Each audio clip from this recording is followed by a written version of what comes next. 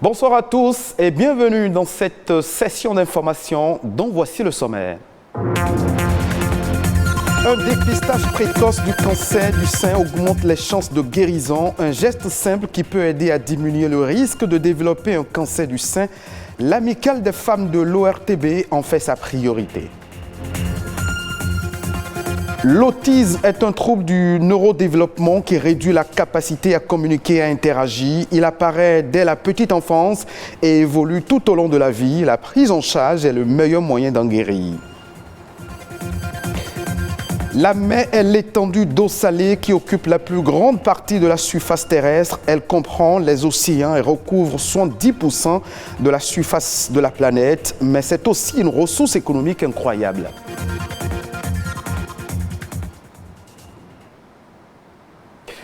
La mammographie est le meilleur moyen pour dépister le cancer du sein. C'est un examen qui permet de déceler toutes les lésions et même bénignes. Le dépistage précoce est un moyen qui permet à la femme d'éviter le pire. Dans le cadre d'Octobre Rose, l'amicale des femmes de l'ORTB a organisé au profit de ses membres une séance de sensibilisation et de dépistage de la maladie. L'essentiel à retenir de cette rencontre dans ce reportage signé Alessandra Diotan. Tel un tueur silencieux, le cancer du sein décime un nombre important de femmes sur le continent noir. D'ici à 2030, entre 500 000 et 1,2 million de décès seront enregistrés par an si des mesures de prévention ne sont pas prises en Afrique subsaharienne. Le cancer du sein est le premier cancer de la femme. C'est une maladie qui attaque le sein et malheureusement, l'évolution se fait à bas bruit. Mais heureusement, il y a un moyen pour le détecter le plus rapidement possible. Seul le dépistage précoce sauve du cancer du sein. Dans cette salle 6 dans les locaux de l'ORTB, la nouvelle est apportée au personnel féminin de l'office par ses représentantes de Africa Femmes Initiative Positive, AFIP, des agents de santé pour la plupart. Les femmes des zones reculées qui ne parlent pas français, qui ne lisent pas et qui n'écrivent pas en français. Pas les femmes de Radio Bénin Alafia qui parlent nos langues locales, elles seront nos vecteurs de communication pour atteindre ces femmes des zones reculées. Octobre est un mois dédié à la sensibilisation et au dépistage du cancer du sein. Cette séance, initiée par l'amicale des femmes de l'ORTB, avec l'appui du syndicat, participe à cette logique. Aujourd'hui, tout va dans le sens de l'amélioration de la condition de la femme béninoise. Et chacun doit jouer sa partition, quel qu'il soit ou qu'elle se présente en tant que femme. C'est un jour heureux pour vous, pour nous plutôt, agents de l'ORTB, de savoir que notre santé peut être au cœur des préoccupations.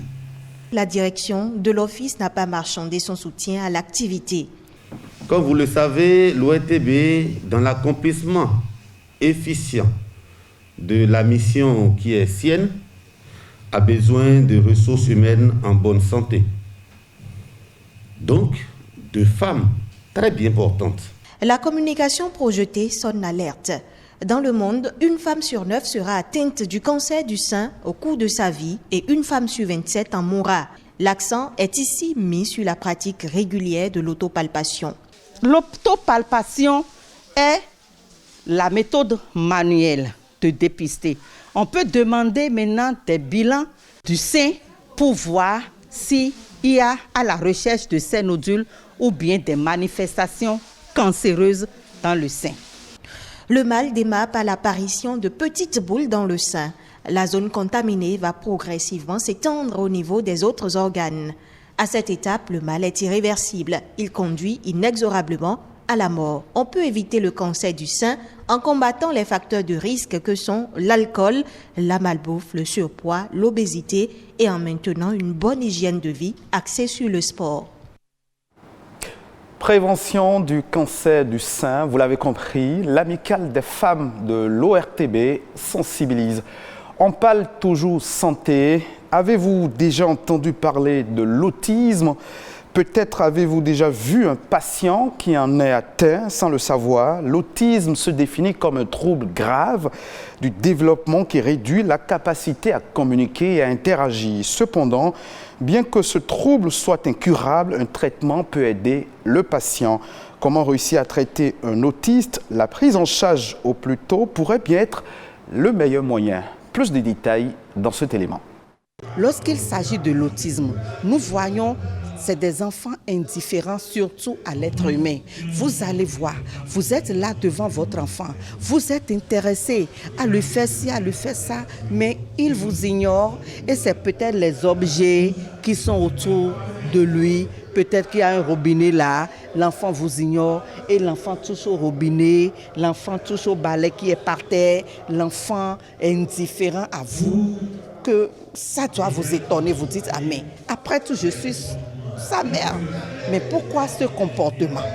Quand ça se prend vite en charge, l'enfant, même si on dit que l'autisme chronique est incurable, n'est pas à chose, on peut aider l'enfant dans ses facultés à déceler de quoi il est capable dans cet état d'autisme et l'orientation de la vie de l'enfant. Tout d'abord, dès que l'enfant naît, obligatoirement, avant que le parent ne rentre à la maison, il faudrait que l'agent de santé ait en présence d'esprit de présenter tout nouveau-né à un pédiatre. Ça doit commencer par là. Nous ne le faisons pas. Ce n'est pas la faute des parents qui souvent sont ignorants.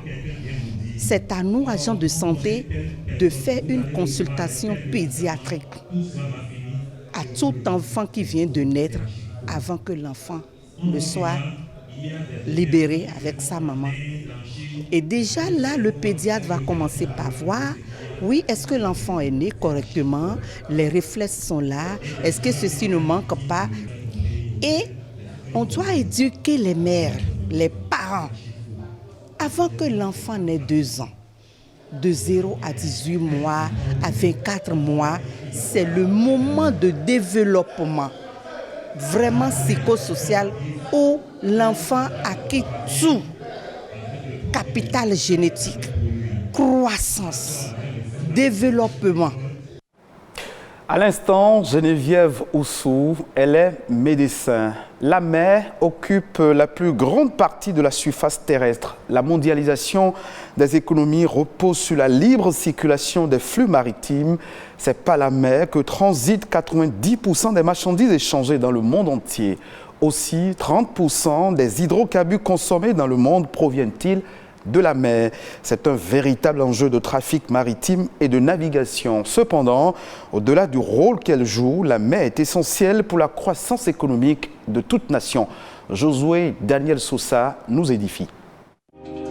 Son importance pour le développement de l'écosystème n'est pas toujours perceptible. La mer joue un rôle important dans la croissance économique de toute nation. Elle couvre une grande partie de la surface du globe. Notre survie sur Terre en dépend.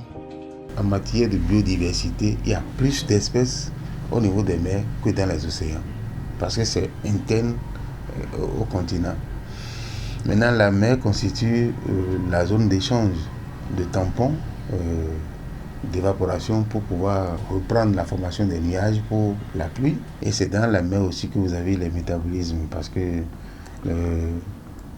fournit beaucoup de CO2 dans l'atmosphère, ça passe aussi par la mer. Il y a aussi la quantité de sel que nous avons au niveau de la mer qui est très utile. Vous allez voir qu'à des moments donnés, on conseille aux gens de consommer ce type de sel-là. Les avantages sont vraiment énormes. Des avantages qui ne cessent d'accroître au fil des jours, notamment dans le secteur des transports maritimes.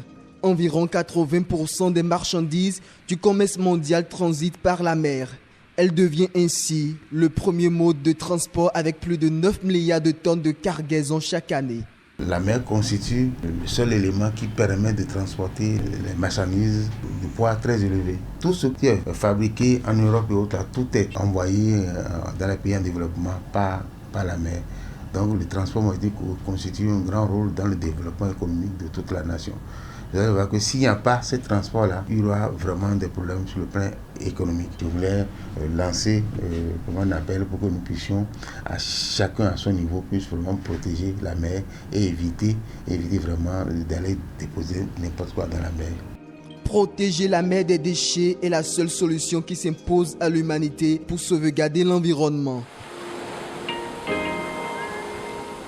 Pour l'heure, l'Organisation maritime internationale OMI a adopté et continue d'élaborer des mesures pour diminuer les émissions de gaz à effet de serre provenant des navires et réduire la quantité de déchets marins.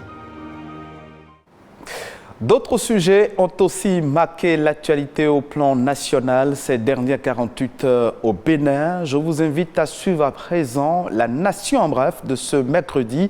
C'est une signature de Rodrigue Bababeto.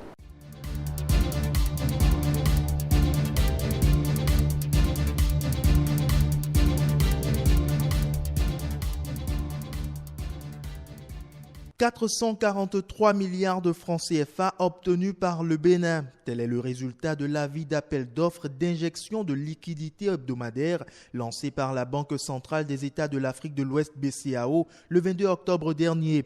Au total, 88 banques commerciales installées dans les pays membres ont pris part à cet avis. À terme, un montant global de 3 168 milliards de francs CFA est obtenu par les États au titre de cette 43e injection hebdomadaire de liquidité de l'année 2021. Il faut noter que le Bénin avait obtenu 464 milliards de francs CFA au titre de la 42e opération d'injection de liquidité. La BCAO, dans le cadre de sa politique monétaire, effectue par appel d'offres d'open market des refinancements sur les guichets de prêt marginal et d'avances intrajournalières, ainsi que des transactions sur le marché interbancaire. L'édition 2021 de la revue annuelle de la gouvernance des entreprises publiques s'est tenue le mardi 26 octobre dernier. Les assises en présentiel et en ligne ont réuni les exécutifs et membres de conseils d'administration d'entreprises publiques. Invités par la Direction générale des participations de l'État et de la dénationalisation DGPED du ministère de l'Économie et des Finances, les participants ont mené des réflexions autour du thème « Professionnalisation des membres de conseils d'administration ». Le but est de renforcer les capacités des participants pour que leurs interventions dans la gouvernance des entreprises publiques soient plus raffinées. 60 médiateurs culturels sont désormais formés pour assurer une bonne gestion des 26 œuvres d'art en voie de restitution par la France. Le gouvernement a organisé durant plus d'un mois une première vague de formation en faveur de ces acteurs culturels. Ils sont au total 60 professionnels béninois à avoir renforcé leurs capacités à Abomey, Ouida et Porto Novo à raison de 20 spécialistes par site. La formation a été assurée avec l'appui financier de la France à travers le Fonds de solidarité pour les projets innovants et l'École du patrimoine africain. L'objectif est de disposer d'un vivier de professionnels capables de prendre en charge la médiation culturelle sur les différents sites patrimoniaux. Le Bénin met ainsi les petits plats dans les grands pour bien accueillir et gérer ces biens culturels.